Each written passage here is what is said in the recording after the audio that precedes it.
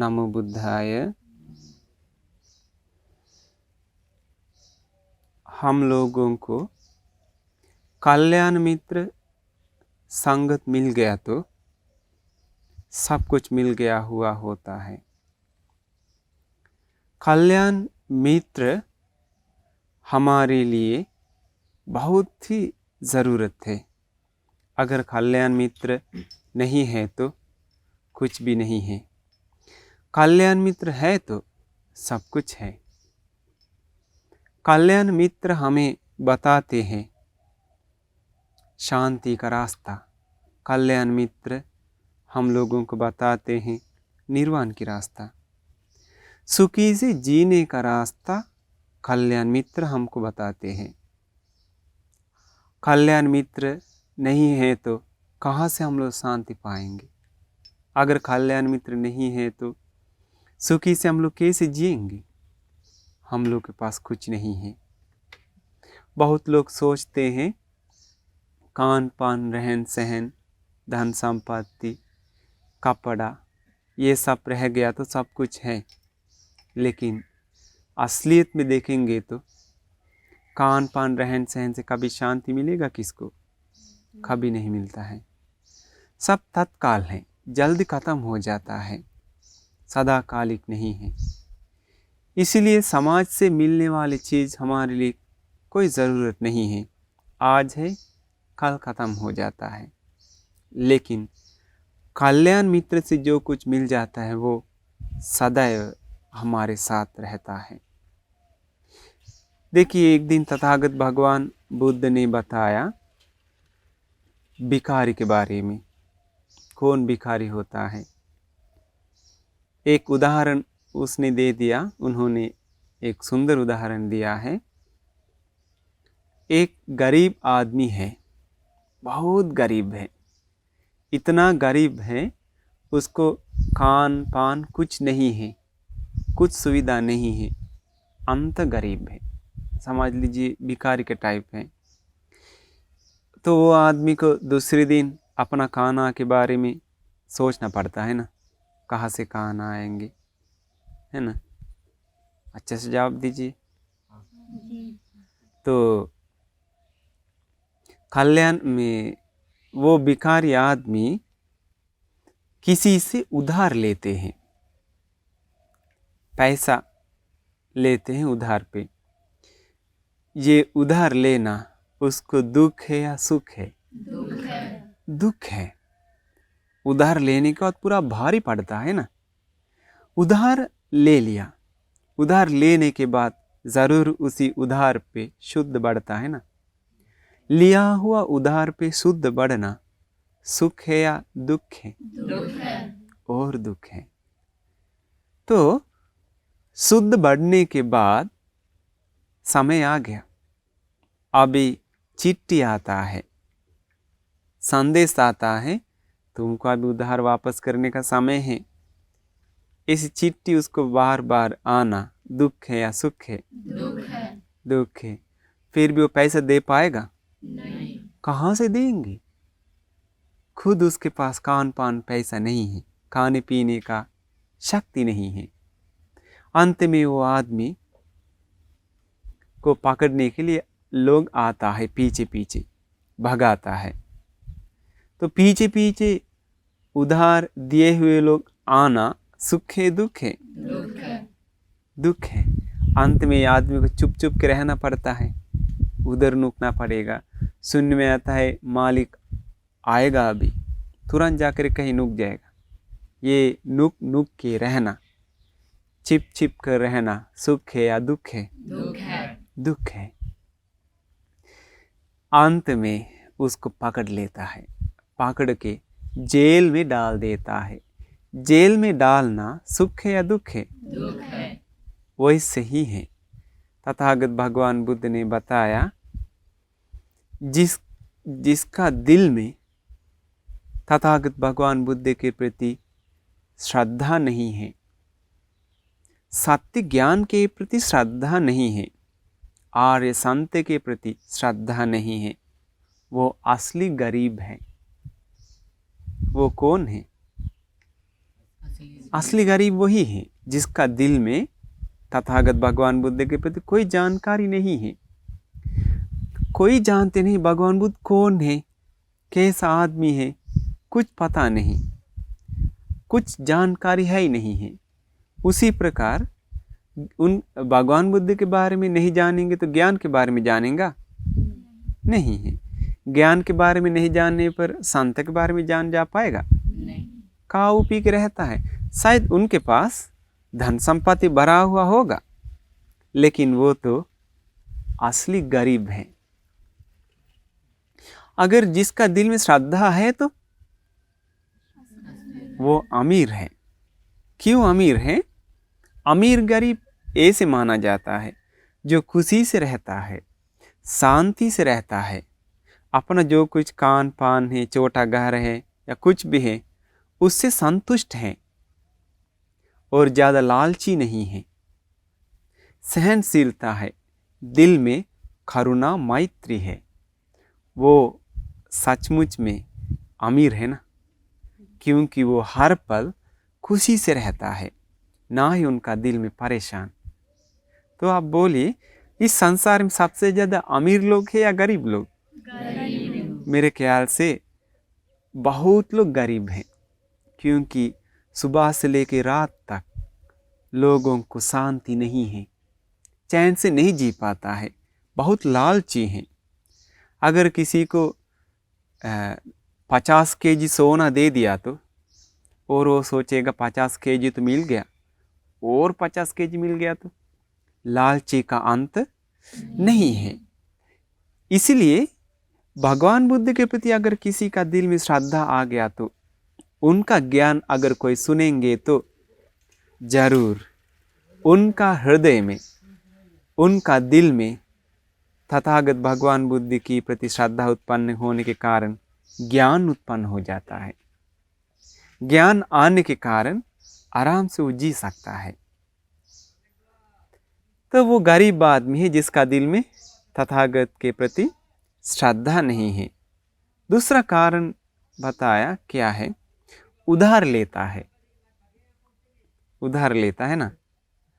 उधार लेना जैसा है, जो कोई व्यक्ति अपना शरीर मन वाणी से पाप करना शुरू कर देता है, शरीर से, मन से, वाणी से पाप करने में डर नहीं है, उसका दिल में पाप का कोई डर नहीं है, पाप का कोई शर्म भी नहीं है, शर्मिंदा आदमी नहीं है, पाप करते रहता है। इसी प्रकार पाप करने से तथागत भगवान बुद्ध ने बताया उधार लिया हुआ जैसा है। तीसरा कारण है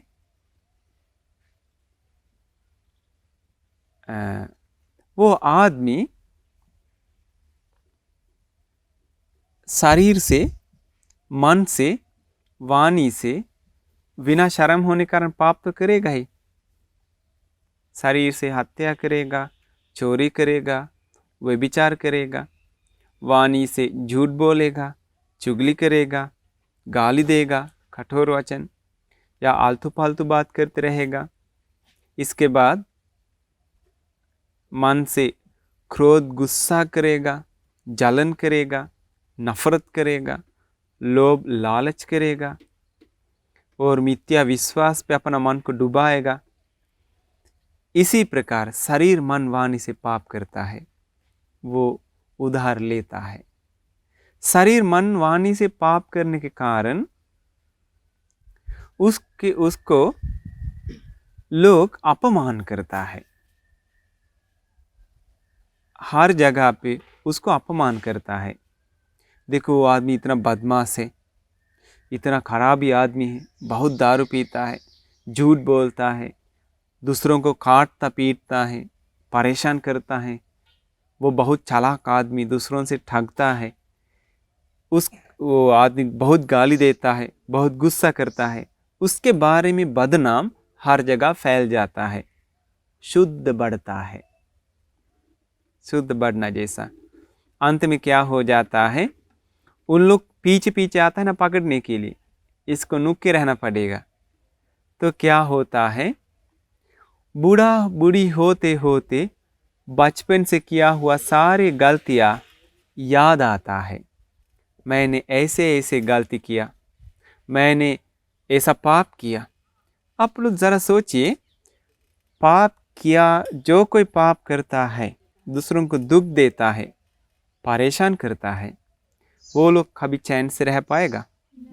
मरने दम तक नहीं।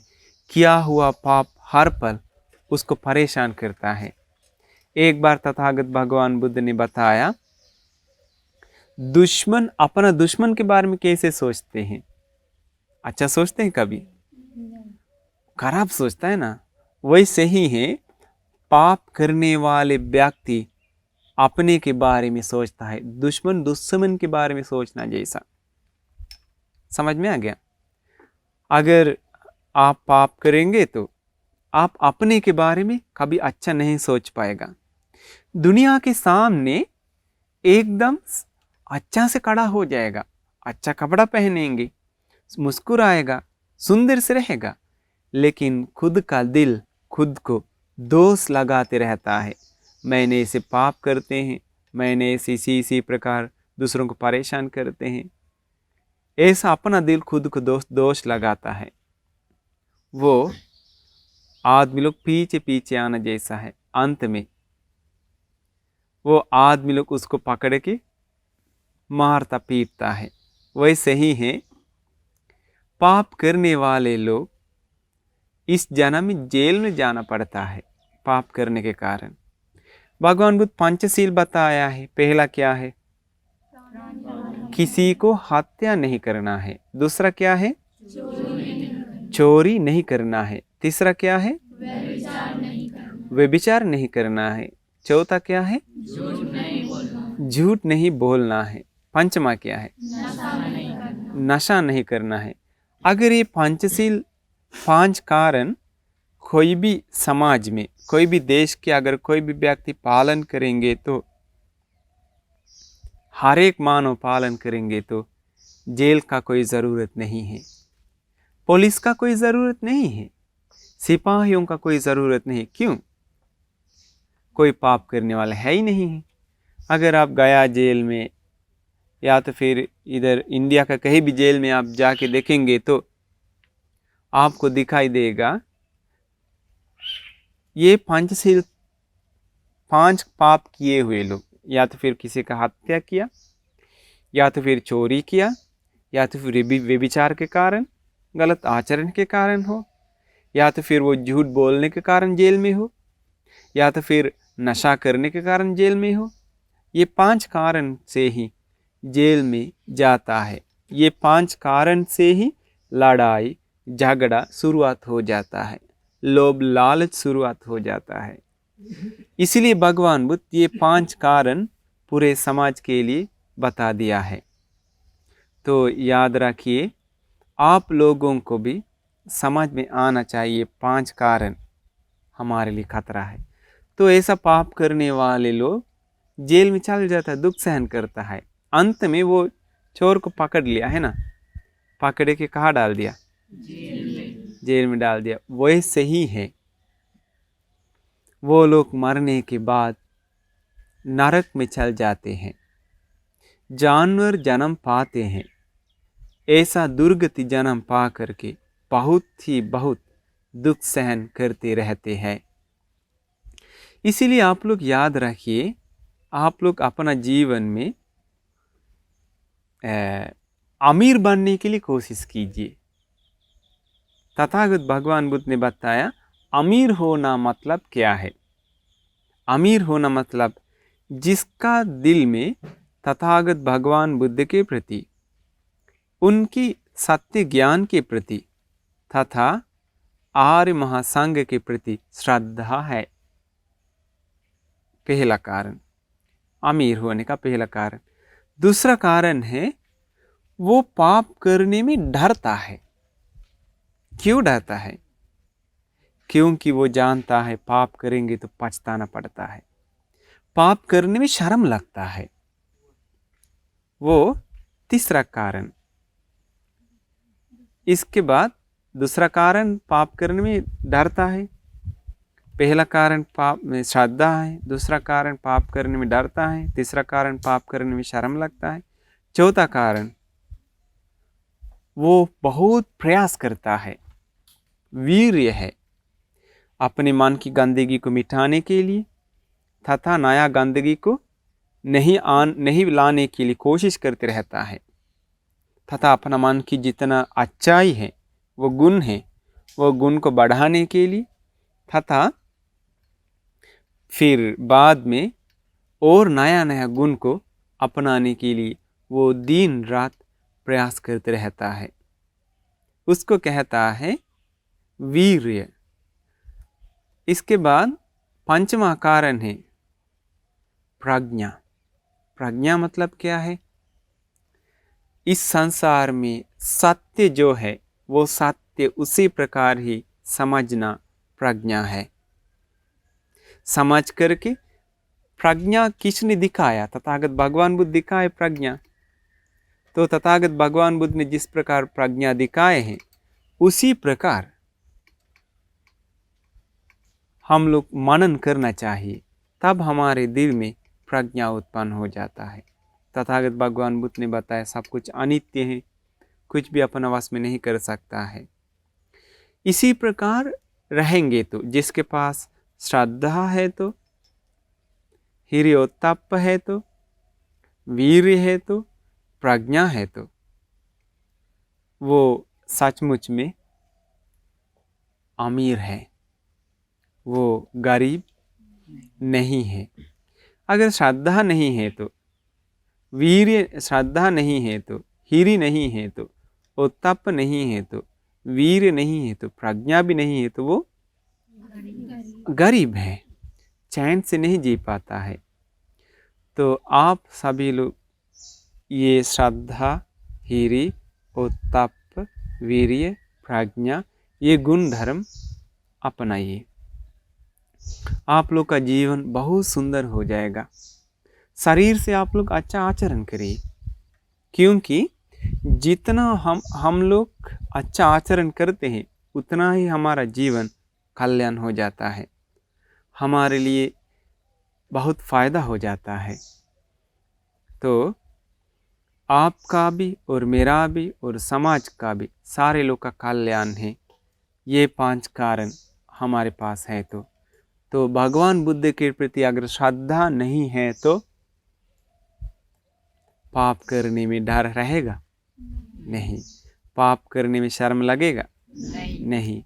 तथागत भगवान बुद्ध के प्रति श्रद्धा नहीं है तो वीर्य कर पाएगा पाप को मिटाने के लिए? नहीं।